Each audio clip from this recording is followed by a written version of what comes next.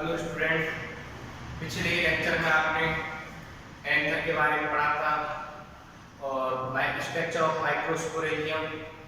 आज के जो टॉपिक है वो है microsporogenesis, pollen grains, importance of pollen grains और डिसऑर्डर जो पोलन ग्रेन्स से होने वाले होते हैं। आज इन टॉपिक की आप स्टडी करोगे। सबसे पहले बात करते हैं माइक्रोस्पोरोजेनेसिस। इसकी माइक्रोस्पोरोजेनेसिस क्या होता है? जहां पर माइक्रो वर्ड आ जाए मतलब कि वहां समझ लेना मेल। क्या है? मेल। याद रखना है आपको। मेल क्या बोलते थे उसको? माइक्रो वर्ड मतलब छोटा, छोटा मतलब मेल। याद रखना है। माइक्रो छोटा, छोटा किसमें होता है? मेल में होता है। माइक्रोस्पोर जेनेसिस मतलब फॉर्मेशन। जेनेसिस मतलब फॉर्मेशन। अब देखते हैं हम the formation of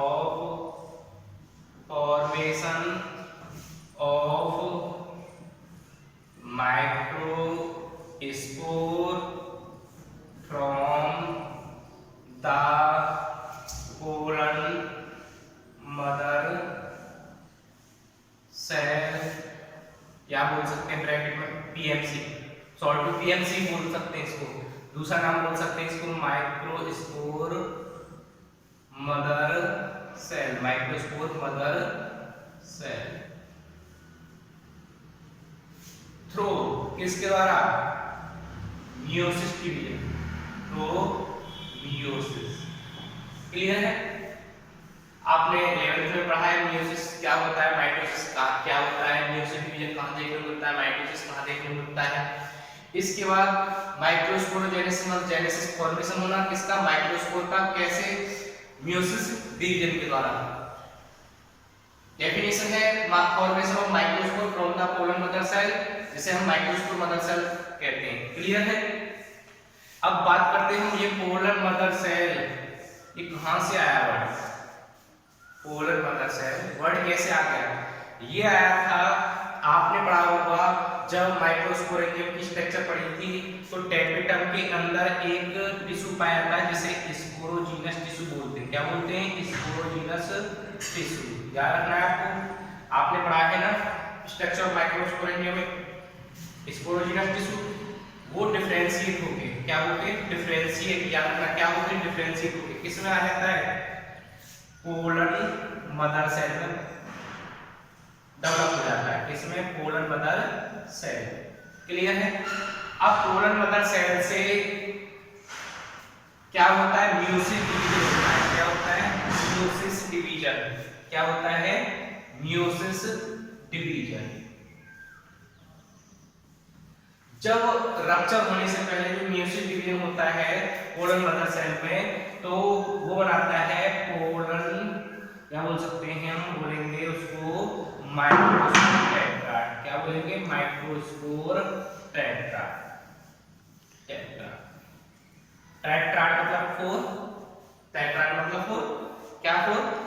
microspore. Microspore tetrad कैसे? देखो ये तो रही पोलन मदर सेल। क्लियर है? यस। इसमें मियोसिस डिवीजन हुआ और मियोसिस डिवीजन के बाद इसमें बना पोलन माइक्रोस्पोर टेट्राड। क्या बन गया? Microspore tetrad. और टेट्राड क्यों बना जाता है? क्योंकि ये एसोसिएट फॉर्म में होते हैं, एक दूसरे चिपके हुए होते हैं। कौन? माइक्रोस्पोर। इसके कहने के उदाहरण सर?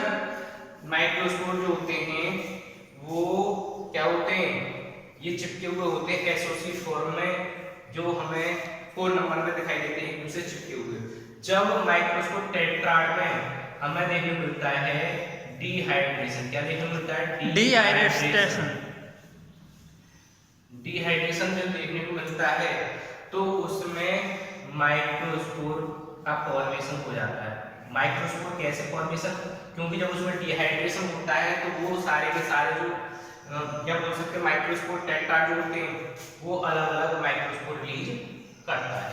इस तरीके से आपको याद रखना है स्पोरोजीनस टिश्यू जो टेपिटम के अंदर हमने देखा था वो डिफरेंशिएट होकर किस में आ गया? पोलन मदर सेल में आ गया। और पोलन मदर सेल में हम बोल सकते हैं क्या देखने को मिला, मियोसिस डिवीजन देखने को मिला, माइक्रोस्पोर टेट्राड बना, माइक्रोस्पोर टेट्राड ये आपको पता ही है ऐसे होता है। इसके बाद उसमें डिहाइड्रेशन होता है, तो जब एंथर मैच्योर होता है तो उस टाइम पर जब रिलीज होते हैं तो माइक्रोस्पोर जो होते हैं वो क्या होते हैं, वो अलग अलग हो जाते हैं, डिहाइड्रेशन लेवल मिलता है, ये आपका ध्यान रखना है। क्लियर है। इसके बाद आता है आपका नेक्स्ट, ये हो गया माइक्रोस्पोर। अब माइक्रोस्पोर के बाद आता है next topic pollen grains. Clear है। Yes. अब देखते हैं पोलन ग्रेन्स क्या है।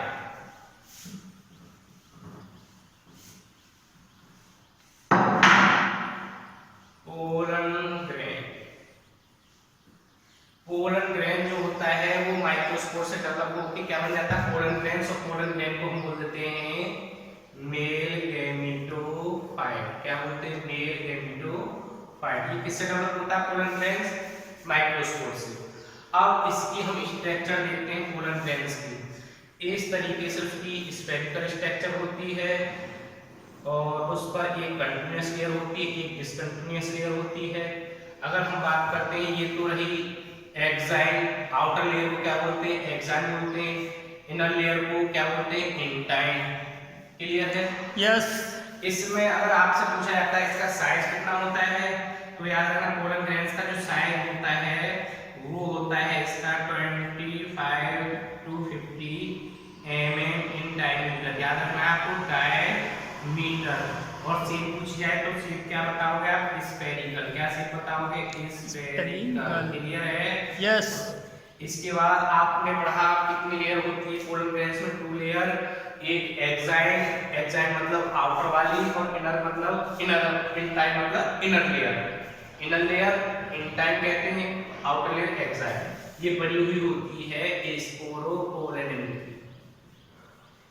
किसकी बनी होती है, स्पोरोपोलेनिन की बनी हुई होती है। कौन, एक्साइन। स्पोरोपोलेनिन एक हार्ड प्रोटीन होती है जो उस पोलन ग्रेन्स को प्रोटेक्ट करके रखती है, रेजिस्टेंस बनाती है। किससे, रेजिस्टेंस, रेजिस्टेंस ऑफ फ्रॉम किससे बोल सकते हो आप, ऑर्गेनिक मटेरियल और हाई टेम्परेचर और हाई एसिडिटी मतलब ज्यादा एसिडिटी होना, एंजाइम से रेजिस्टेंस करती है।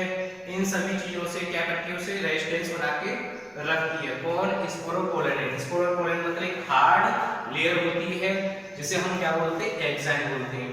क्लियर है। ये एक्साइन Yes. होती है, स्पोरोपोलेनिन। इंटाइन जो होती है ये बनी होती है सेलुलोज और पैक्टिन की। इसकी सेलुलोज और पैक्टिन की। ये जो होती है सेलुलोज और पैक्टिन की बनी होती है, ये कंटीन्यूअस लेयर होती है। कंटीन्यूअस आपको पता है, क्लियर है, ये कंटीन्यूअस है। जबकि स्पोरोपोलेनिन जो एक्साइन थी वो डिसकंटीन्यूअस थी, क्योंकि उसमें बीच में एक अपर्चर होता है, जिस अपर्चर को हम बोलते हैं जर्म पोर। जर्म पोर से क्या होता है, जब पोलन ग्रेन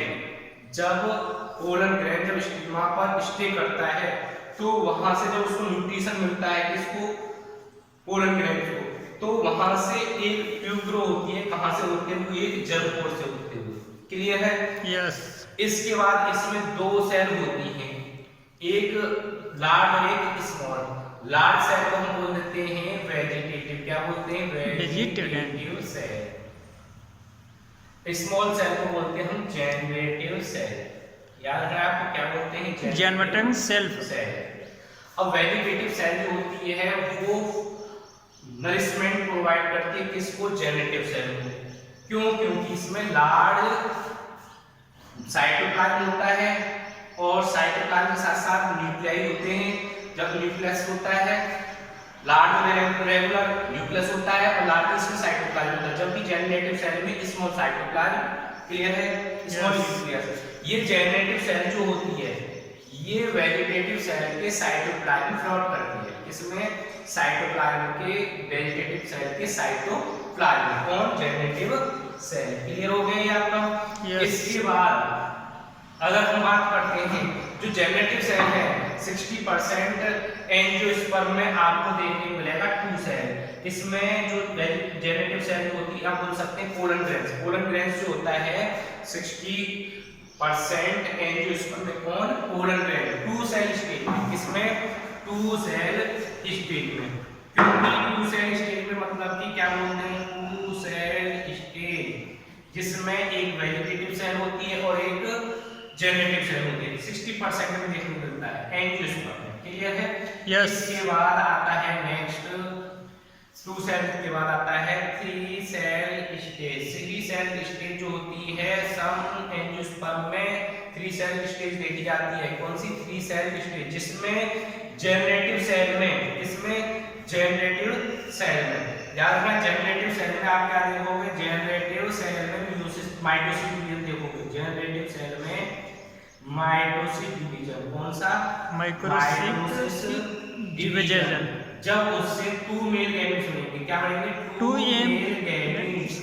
क्लियर है? यस। इस तरीके से ये पोलन ग्रेन्स की स्ट्रक्चर होती है। कोई प्रॉब्लम किसी को नहीं है? No problem. इसके बाद आते हम, ये तो रहा इसका 2 सेल स्टेज। 3 सेल स्टेज आपको पता चल गया। 2 सेल स्टेज मतलब 60% जहां पर एक वेजिटेटिव सेल और एक जेनरेटिव सेल होती है। 3 सेल स्टेज में जेनरेटिव सेल जो होती है वो माइटोसिस डिवीजन करके 2 मेल गैमेट्स का फॉर्मेशन कर देती है, इसलिए इसे 3 सेल स्टेज बोलते हैं। क्यों ऐसा कब देखा जाता है? जब एंथर से रिलीज होता है उस टाइम पर 2 सेल स्टेज होगी या पोलन ग्रेन्स की, या 3 सेल स्टेज का। जब एंथर से रिलीज होगा पोलन ग्रेन्स उस टाइम पर या तो 2 सेल स्टेज होगी या 3 सेल। 2 सेल स्टेज जो होगी वो 60% में होगी। 3 सेल स्टेज जो होगी वो सम एंजियोस्पर्म या 40% एंजियोस्पर्म में देखी जाती है। इसके बाद आते हैं हम नेक्स्ट टॉपिक है इंपोर्टेंस ऑफ, नेक्स्ट टॉपिक है आपका importance of pollen grain. Clear है? Yes. आपका नेक्स्ट टॉपिक है इंपोर्टेंस ऑफ पोलन ग्रेन। अब इंपोर्टेंस क्या है? सबसे पहले ये जो होता है रिच इन न्यूट्रिएंट्स होता है। क्या होता है? Rich in nutrients. जब इसमें रिच इन न्यूट्रिएंट्स होंगे, सिंपल सी बात है, इसमें हाई एनर्जी होगी, मतलब एनर्जी अच्छी मात्रा में होगी। तो रिच इन न्यूट्रिएंट्स जो होते हैं ये किस काम आते हैं? फूड सप्लीमेंट में बनाने में। इसके बाद और बोल सकते हैं आप, एंड बोल सकते हैं टैबलेट, सिरप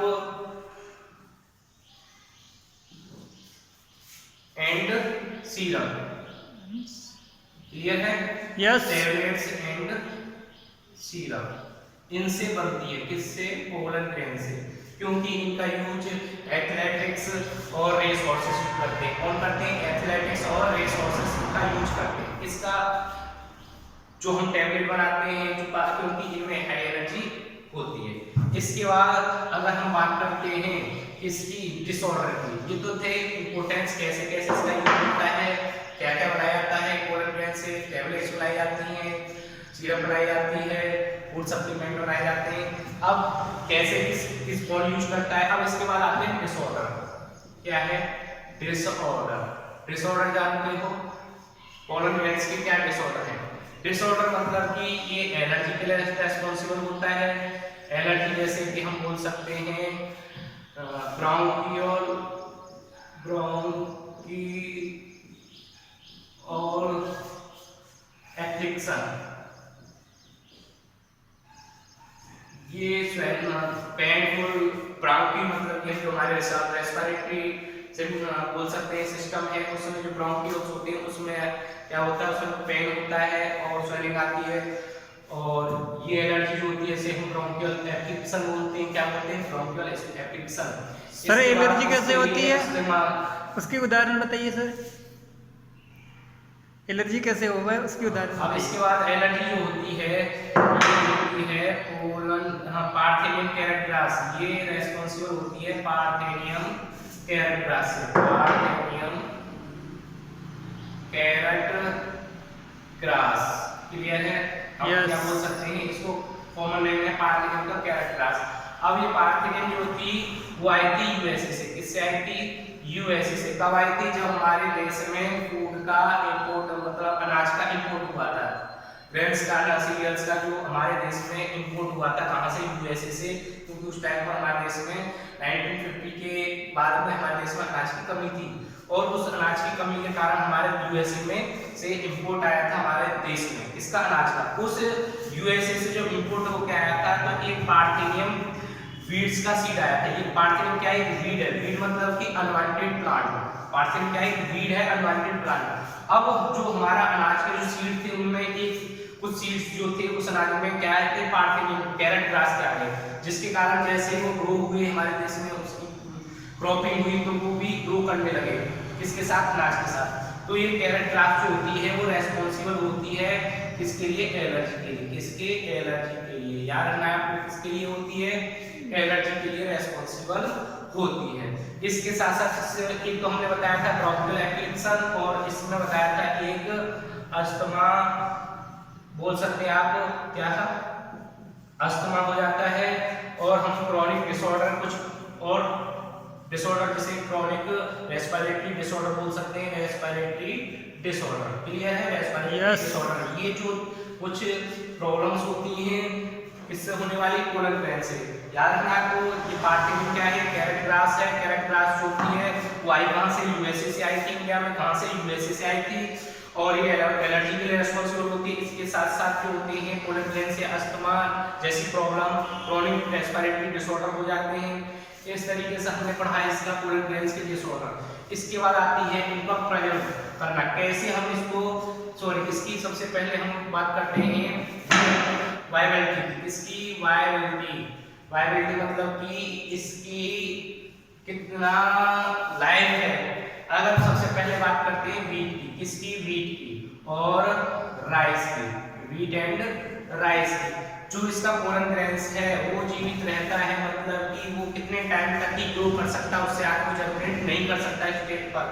30 मिनट्स में अगर उसे, अगर वो 30 मिनट्स में कितनी 30 मिनट्स में अगर वो स्टिग्मा पर पहुंच जाता है, किस पर? स्टिग्मा पर पहुंच जाता है 30 मिनट्स में के अंदर ही अंदर रिलीज होने के बाद, तो वो जनरेट करेगा, अन्यथा वो डिस्ट्रॉय हो जाएगा, फंक्शन नहीं रहेगा। कौन? वीट और राइस का पोलन ग्रैंड्स क्या है? वीट और राइस का पोलन ग्रैंड्स जो होता है वो क्या नहीं कर पाएगा? वो सर्वाइव या हम बोल सकते हैं जनरेट नहीं कर पाएगा। क्यों? क्योंकि उसकी जो विएबिलिटी है, उसका जो जीवन है और कितना है उसकी लाइफ 30 मिनट, 30 मिनट के बाद उसको खत्म हो जाता है, वो जनरेट नहीं कर सकता किसी भी स्टिग्मा पर। ऐसे हम बात करते हैं रोजेसी की। किसकी बात करते हैं? रोजेसी। रोजेसी जो होता है, और इसके साथ बोल सकते हैं सोलेनेसी, सोलेनेसी और लेगुमिनेसी, लेगुमिनेसी।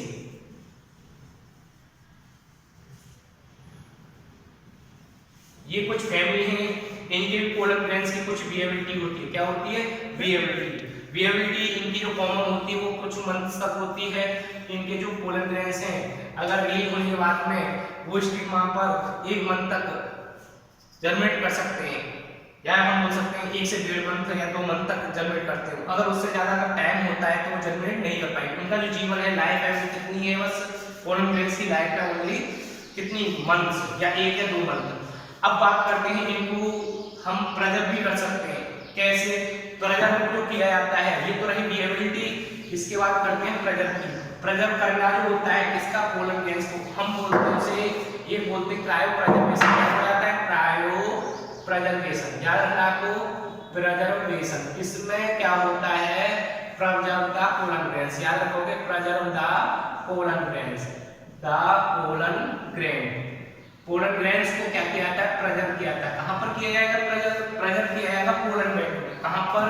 पोलन बैंक में। याद रखना, पोलन बैंक जैसे स्पर्म को बैंक में, स्पर्म को स्पर्म बैंक में प्रिजर्व किया जाता है, ऐसे इनको पोलन बैंक में पोलन ग्रैंड्स को प्रिजर्व किया जाता है। कहां? लाखों साल तक उसको हम प्रिजर्व कर सकते हैं। किसी भी पोलन ग्रैंड्स को लाखों साल, सॉरी हजारों साल तक, या बोल सकते हैं कुछ सालों तक उसको प्रिजर्व कर सकते हैं। किसको?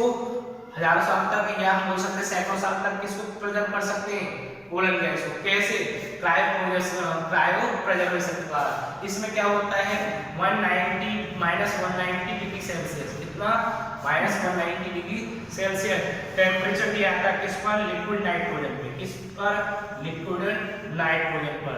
इसके द्वारा इसको क्या किया जाता है, हम प्रेजेंट कर लेते हैं इसको पोलर ग्रेस को। कहां पर, पोलर बैंक में। पोलर बैंक में कितना -190 डिग्री सेल्सियस पूछ लिया जाता है, इसमें लिक्विड नाइट्रोजन में उसको प्रिजर्व किया जाता है। ये रहा आपका क्या माइक्रो, पहला टॉपिक क्लियर हो गया microscope, second polar grace, third हो गया इंपोर्टेंस ऑफ पोलर ग्रेस, इसके बाद डिसऑर्डर और हमने इसको प्रेजेंटेशन पढ़ लिया जिसे हम टाइम प्रेजेंटेशन भी कहते हैं। Is that clear? यस।